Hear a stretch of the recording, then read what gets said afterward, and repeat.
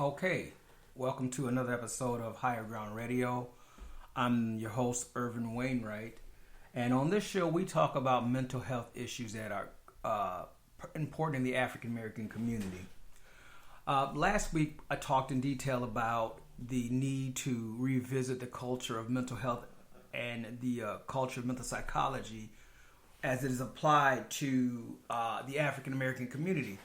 And the reason why I said that was because I realized that there are some things that are that affect us very differently than other people in the country. I talked about post-traumatic slave syndrome, which I think is one of the most important one of the most important things we need to know about our mental health is the effects of the trauma that slavery has had on us down through the years. And I talked about what I call residual traumatic effect. And then we talked about hypermasculinity. And we talked about repeated exposure to violence syndrome. And, so we kind of went over a few things in the last show. So what do you think is the reason why a lot of African Americans don't seek mental health? I know there's a thing known as cultural mistrust where we don't, as an African American, I don't particularly trust other people to have my best interests at heart. And I think based on the history that we've had with the other people in this country, it's very reasonable for us not to trust. I remember as a kid growing up, my mom, she had this fear of going to doctors, itrophobia, because we feel that we're going to always get some bad news when we go to the doctor. So we kind of shy away from even medical help at times until we get too sick, and it's usually too late.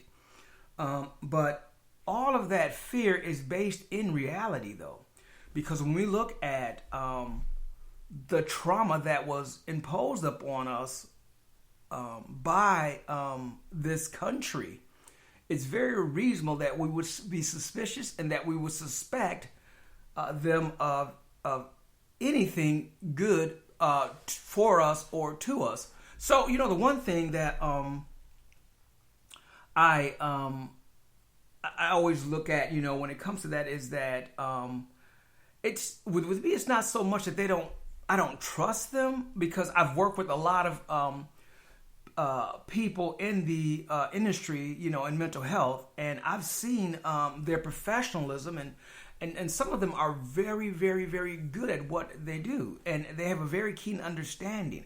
I think with them, it's more of a intellectual thing rather than a humanity kind of reaching out or helping people. Dr. Joy DeGruy. I was listening to her video, and she made the statement to one of her interviewers that, she teaches, psychology at the university level. And she said that everybody that's in the health field, they're not good for the health field. And she said she actually takes the time to do something that a lot of professors don't do. And that is they don't wean out their students, A lot of them don't wean out their students that go into social or health or mental health. And so a lot of people that are involved with it are just not really, really, really, really capable or geared for it. And so along with the fear or the cultural mistrust comes also the understanding that other people don't really understand. And when I say other people, I'm talking about the pale community of social workers and psychiatrists. Some of them, in my opinion, have not taken a genuine interest, first of all, in how we feel about things.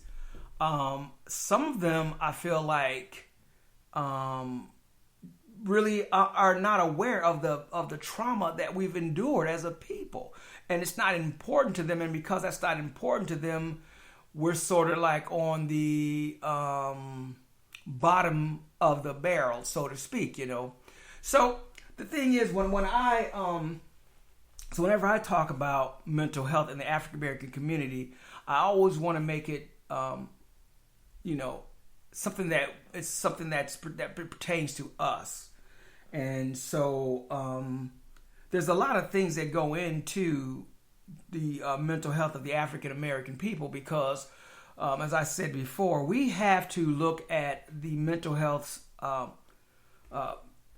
situation from two different angles. We have to look at it clinically and we have to look at it socially, because there's a lot of social trauma, or a lot of social injury, I should say, that's occurred that has produced trauma in us that we're not even aware of. And I get in trouble for saying things because people automatically think, oh, well, he's a racist. Oh, he doesn't like pale people. No, that's not the case. It's not that I'm a racist, because I'm not. It's not that I don't like pale people, because I do. I have a lot of pale friends. I have pale people, mixed pale people in my family. But I think there's something that we need to understand about that culture and how we perceive and how we address that culture. And I think it's important because I think it has an impact on our mental health. And that's why I address them as pale people. You see, years ago, we would call them white people. And what we didn't realize is that white, when it came to them, we were not talking about a color. We were actually talking about an attitude. And if you search the dictionary, if you look up the definition of white in the dictionary, you'll see it has all these wonderful things about it. How great white is. And then you contrast that to the color black, and then there's all the negative things in life. So that's what black stood for. That's what the black definition is in the dictionary. So anyway, my whole point is this, is that, so when we refer to them as white, we were not referring to them as a color, because white is a color. They clearly say that they're not colored, and the fact that they call us colored people. So by them calling us colored is a clear admittance that they're not colored. Well, if they're not colored, then they can't be white, because white is a color. Now, when they first came to this country, and the original inhabitants of the land saw them, they referred to them as pale face or pale people. Now, if you look at the term pale means lacking color. Means you just don't have any color. And I think that's important when we address them, because now we can look at them, we can identify them psychologically as who they really are. And though times have changed, the truth of the matter is, in the early history of this country, the so-called founding fathers would, in today's society, be arrested, probably sentenced to death or to prison for life for hate crimes and for torture, for rape, for mutilation, for robbery, for kidnapping. But this country has a heroization with these particular people. And I'm talking about Thomas Jefferson, who so strangely called the African American female an animal, said she didn't smell, she smelled really bad, and we were unintelligible, we were brute beasts, but yet he slept with these same brute beasts, these same smelly women he was sleeping with and having children with. So that also leads me to believe that if we want to be honest about the early founding of this country, then we have to be honest and say that the so-called founding fathers and many of the so-called patriots were criminally insane people. Let's just be honest, But if we look at them in the light of the term white, we never see the hideousness, we never see the evilness, we never see them for who they genuinely are. We'll always let the psychological term white identify with them, which to us is square dealings, pure, honest, just, fair. And we all know that's not the case. Now, I'm not saying all pale people are like that, but I'm just saying a lot of them are. And I think with the majority of the pale people that today, they relish these sadistic, insane, criminally insane patriarchs, because It gives them some type of sense of security, sense of privilege, sense of safety, and they don't want to let that go. Well, the problem with that is that because they don't let it go, they inadvertently hold on to racist stereotypes. They inadvertently declassify the African American back to a realm of, well, you're not as important as we are. And this is why I feel that pale mental health workers, pale psychologists, they really can't reach out and help us because they're not looking at us on what I would say is an even field. And I think it's done inadvertently, and I think they're not aware of it.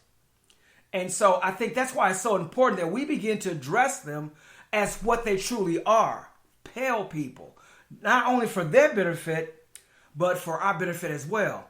One of the things about the educational system in this country, how it hurt both pale people and both black people or colored people, whatever you want to call us, it hurt both of us because pale people only learn the sadistic, hideous history of their people in this country. And they coincide that with some of the great things that they have accomplished. And pale people have accomplished a lot. They have. And we need to recognize that they are human like we are. They're not any better than we are. They're the same as we are.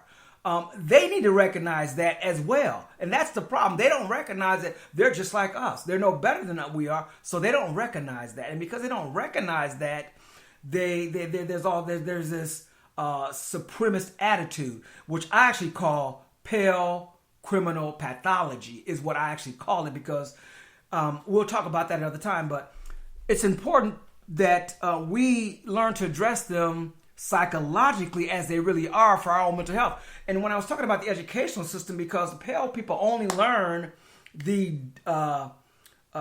about their history and not about our history, which our history is just as important as any other people's history in the world. We've contributed just as much, if not more, to the world as any other people. And I think in our case, probably more, because we've been on this planet the longest. But so just as the pale people got cheated out of a really good education by their own racism, by their own evilness, so we cheat ourselves out of looking at them for who they really are by our own docility, because we look at the term and we want to keep calling them white. They're not white. And it's a psychological game that they play with themselves too, because in their minds, they're walking around thinking, I'm pure, I'm fair, I'm honest, I'm the best thing on this planet. Why, if it wasn't for my people, the world wouldn't be as it is today. Well, that's foolishness. That's really stinking thinking, because truth be told, it wasn't pale people who brought the world to this place. I would venture to say that if the United States had been like it is today, 200 years ago, we'd be much more advanced today.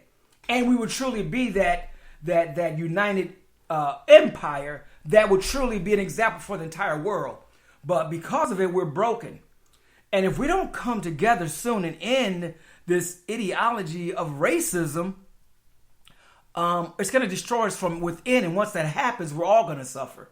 Maybe Africans more than pale people, we're all going to suffer. But my whole point is this. The other thing is that with the teachings of pale history and pale reasoning, the black life didn't really have any meaning, didn't have any purpose, so they became desensitized towards our trauma as well. And this, again, makes it hard for them to reach out to us. So they became desensitized about our trauma, about the things we were going through. And I think it makes them hard because they don't understand the pain. They don't understand why a young black male may choose to drop out of high school and sell drugs. There's a mental illness going on with that person, and it's not simply that they are an evil person. We'll talk more about it. Ervin Wainwright at Higher Ground Radio. If you're in a crisis, call the National Suicide Prevention Lifeline at 1-800-273-8255. You can also reach out to me at 779-513-1847 if you have questions or comments regarding this show. Until then, you guys have a great and wonderful day. Thank you very much.